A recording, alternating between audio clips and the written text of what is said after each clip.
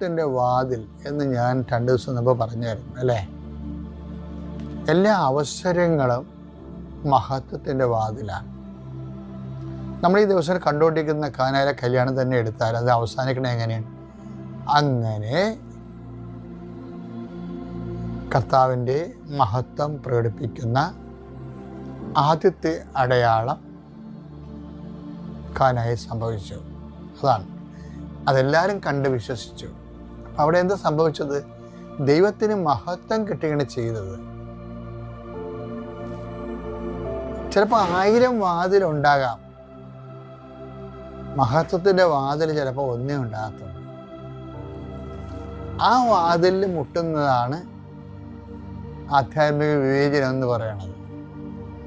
നമ്മൾ ഡിസൈൻമെൻറ്റ് പറയത്തില്ലേ?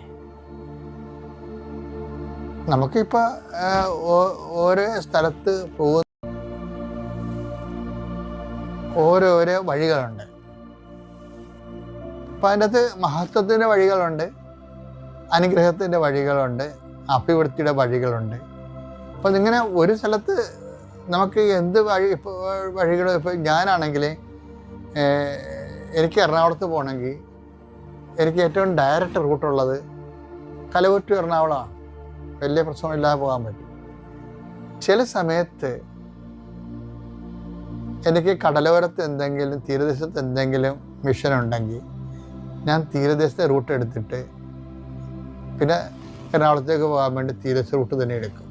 അതിൻ്റെ കാരണം എന്ന് വെച്ച് കഴിഞ്ഞാൽ ഇത്തിരി പാടുള്ള റൂട്ടാണ്, സമയമെടുക്കും കുറച്ച്. പക്ഷേ എനിക്ക് അർത്തെങ്കിലും കണ്ണമാലിലും കയറാൻ പറ്റുമല്ലോ, പുണ്യാളന്മാരെ കണ്ട് ലൈഫ് ഷെയർ ചെയ്യാൻ പറ്റുമല്ലോ എന്ന് ഓർത്തിട്ടാണ് ആ വഴി എടുക്കുന്നത്. ഇതുപോലെ തന്നെയാണ് നമ്മുടെ വേറെ വഴി എടുക്കാം, അനുഭവത്തിൻ്റെ അനുഗ്രഹത്തിൻ്റെയും അല്ലെങ്കിൽ വഴികൾ തന്നെയായിരിക്കും അത്. പക്ഷെ അതിൻ്റെ ദൈവം കക്ഷിയാകണമെന്നില്ല. അപ്പോൾ എപ്പോഴും ദൈവത്തെ കൂടി കക്ഷി ചേർത്തുകൊണ്ട് വേണം മഹത്വത്തിൻ്റെ, അത് ആണ് മഹത്വത്തിൻ്റെ വഴികളെന്ന് പറഞ്ഞു. മറിയം അതാണ് ചെയ്യണത്. ആ വിഷയം ഇന്നലെ ഞാൻ പറഞ്ഞ പോലെ യേശുവിനെ മാറ്റി നിർത്തി ആ വിഷയം കൈകാര്യം ചെയ്യാം, സോൾവ് ചെയ്യാം. പക്ഷെ യേശുവിനെ ഇൻക്ലൂഡ് ചെയ്തുകൊണ്ട് ആ വിഷയം സോൾവ് ചെയ്യാനാണ് മറിയത്തിൻ്റെ സ്പിരിച്വാലിറ്റി പറയണത്. എന്തിനാണ് കാര്യം? അതിൻ്റെ അകത്ത് ദൈവം മഹത്വപ്പെടും. 1000 വാതിൽ തുറക്കാൻ ഒരു സ്ഥലത്ത് ഒരു ബിൽഡിങ്ങിൽ പ്രവേശിക്കാൻ അനേകം വാതിലുണ്ടാകാം. പക്ഷെ മഹത്വത്തിൻ്റെ വാതിൽ ഒന്ന് മാത്രമായിരിക്കും. അത് തുറക്കാൻ ഇതിന് പാടുമായിരിക്കും. പക്ഷെ അത് തുറന്നു കഴിഞ്ഞാൽ എന്താ സംഭവിക്കണത്? ദൈവം മഹത്വപ്പെടും. അപ്പോൾ ഞാൻ 2:11 യേശു തന്റെ മഹത്വം വെളിപ്പെടുത്തുന്നതിനും തന്റെ മഹത്വം പ്രവർത്തിച്ച അടയാളങ്ങളുടെ ആരംഭമാണ് ഗലീലയിലെ കാനായിൽ ചെയ്ത ഈ അത്ഭുതം. അവന്റെ ശിഷ്യന്മാർ അവനിൽ വിശ്വസിച്ചു.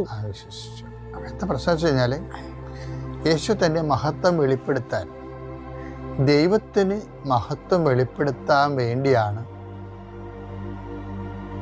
നമ്മൾ ദൈവത്തിന് ആ അവസരത്തിൽ പങ്കെടുക്കാൻ വേണ്ടി ആ വിഷയം ദൈവത്തിൽ സമർപ്പിക്കുന്നത്. അതാണ് മറിയത്തിൻ്റെ മഹത്വത്തിൻ്റെ വാതിൽ തുറക്കണതാരാണ്? യേശുവിൻ്റെ മഹത്വത്തിൻ്റെ വാതിൽ തുറക്കണതാരാണ്? മറിയമാണ്. ആ കനായിലെ വിഷയത്തിൽ യേശു ഉൾപ്പെടുത്തിയപ്പോൾ കർത്താവിൻ്റെ മഹത്വം വെളിപ്പെടാനുള്ള അവസരം മറിയം കൊടുക്കുകയാണ്. അതാണ് ലോകത്തിനെ പരിചയപ്പെടുത്തുന്നതും വചനം വയറ്റി സ്വീകരിച്ചതും പെറ്റു വളർത്തിയതും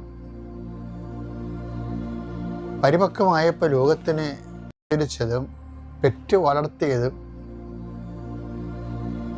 പരിപക്വമായപ്പോൾ ലോകത്തിന് ദൈവത്തിൻ്റെ മഹത്വം വെളിപ്പെടുത്താൻ സഹായിക്കുന്നതും എല്ലാം മറിയമാണ്. അതുകൊണ്ടാണ് മറിയം നമുക്ക് മഹത്വത്തിൻ്റെ മാധ്യസ്ഥയാകുന്നത്.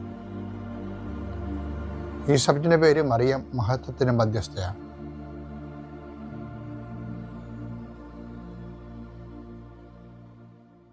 അത്യപൂർവ ദൈവാനുഭവങ്ങൾ ഇനി നിങ്ങൾക്കും സ്വന്തം. ഈ യൂട്യൂബ് ചാനൽ ഇതുവരെ സബ്സ്ക്രൈബ് ചെയ്തിട്ടില്ലെങ്കിൽ ഇപ്പോൾ തന്നെ സബ്സ്ക്രൈബ് ചെയ്യുക. ഈ വീഡിയോ ഇപ്പോൾ തന്നെ നിങ്ങളുടെ സുഹൃത്തുക്കൾക്ക് ഷെയർ ചെയ്തുകൊണ്ട് കർത്താവിൻ്റെ പ്രേക്ഷിതരാകുക.